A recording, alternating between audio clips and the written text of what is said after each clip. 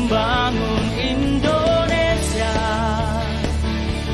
Ku persembahkan seluruh jiwa raga. Salam sejahtera bagi kita semuanya. Ibu-ibu gimana kabarnya? Sehat, Bu. Puji Tuhan, sehat ya, ya. Pada hari ini kita semua bisa terkumpul di sini melakukan pertemuan bulanan kita rutin, yaitu K2K2. Di mana kita pun berkumpul tidak kurang suatu apapun. Sebelum kita memulai pertemuan kita, ada baiknya kita berdoa menurut agama dan kepercayaan kita masing-masing. Berdoa dimulai. Amin. Berdoa selesai. Pada hari ini kita akan masuk pada materi sesi 12, pencegahan, penelantaran, dan eksploitasi terhadap anak. Ada yang tahu nggak apa itu penelantaran? Ada, Bu. Membantu anak mengerjakan PR di rumah, penelantaran nggak, Ibu? Tidak, Bu. Iya, karena itu kita mengasih perhatian sama anak ya. Contoh penelantaran anak yang Ibu tahu apa? Tidak dikasih makan, Ibu. Satu. Terus? Tidak dikasih apa, Bu, rumah. Tidak dikasih rumah. Maksudnya tidak ada tempatnya untuk berlindung, Ibu. Ya, terus? Tidak disekolahkan. Ya, Iya. betul, tidak disekolahkan. Tanggung jawab orang tua tidak dilaksanakan sama anaknya. Oke, mari kita buka buku pintar kita halaman 33. Semua bawa kan, bukan? Bawa, Bu. Coba kita baca yang kisah tentang si Tasripin. Kisah anak tentang si Tasripin. Mari baca, Ibu, satu orang. Di sebuah dusun di desa Gunung Lura, kecamatan Cilongo, Banyumas, Jawa Tengah, Tasripin 12 tahun harus mencari nafkah untuk menghidupi ketiga adiknya, Dandi 9, Yanti 7 tahun, dan Yardo 5 tahun. Ayah mereka bekerja di Kalimantan bersama kakak tertuanya, sementara ibunya meninggalkan akibat tertimbun longsor saat sedang mencari pasir 1 tahun yang lalu. Ketiga adiknya kini sangat mengandalkan Tasripin yang setiap hari harus bekerja di sawah dengan mencangkul, memberikan sisa-sisa padi pada serta penanaman padi bersama warga desa pada saat masa tanaman. Hampir setiap hari Tasripin meskipun pergi ke sawah untuk mencari uang demi menghidupi ketiga adiknya, kalaupun berangkat ke sawah jam 7 pagi dan pulang jam 12 siang, kadang sehari dapat 30-40 ribu sehari-hari. Ia membeli beras dan sayur. Sisanya untuk jajan adiknya. Jelas bosnya yang telah putus sekolah itu.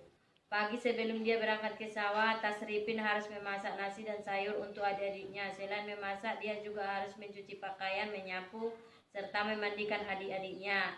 Tapi bukan hanya sekadar memandikan dan memberikan makan untuk adik-adiknya.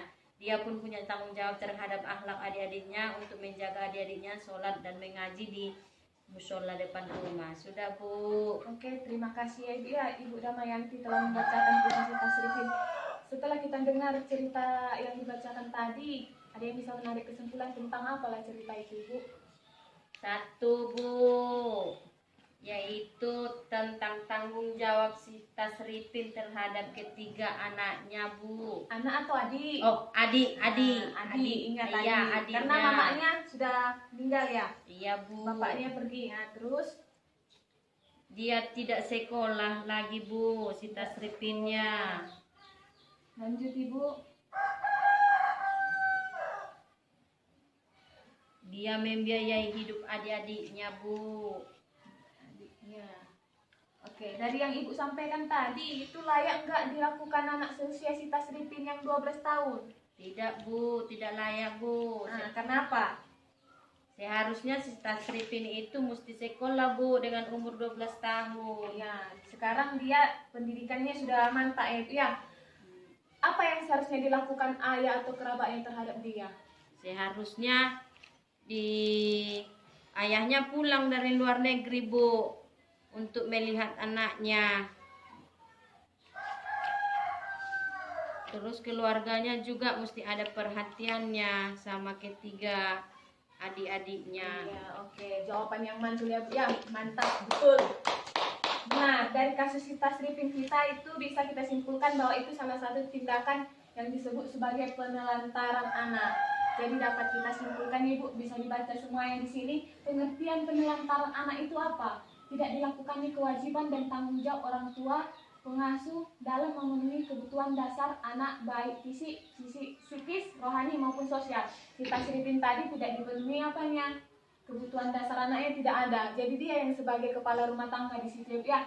Fisiknya juga tidak ada, psikisnya, rohaninya kurasa pun jarang dia yang tadi beribadah ke musola, jarang. Jadi sedangkan anak terlantar adalah anak yang karena suatu sebab orang tuanya melalaikan kewajibannya sehingga kebutuhan anak tidak terpenuhi dengan wajar baik secara rohani, jasmani maupun sosial. Itu menurut pasal 1 Undang-Undang 4 tahun 1979. Jadi itu inti pertemuan kita hari ini, pengertian tentang penelantaran anak. Sampai sini ada yang ingin bertanya Ibu? Ada Bu, seperti saya Bu kan udah 2 minggu nih anak saya titip di tempat neneknya karena sibuk mencari uang. Itu termasuk nggak penelantaran itu Bu?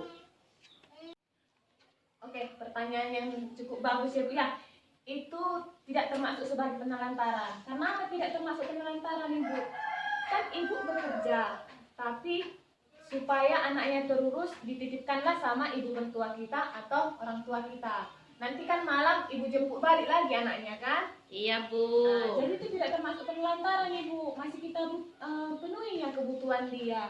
Ibu mungkin kasih ya biaya sama orang tuanya, mungkin kan uang makannya, uang jajannya. Dikasih atau enggak Ibu? Dikasih Bu. Itulah Ibu kasihnya. Berarti itu tidak termasuk sebagai penelantaran anak. Jadi udah paham Ibu?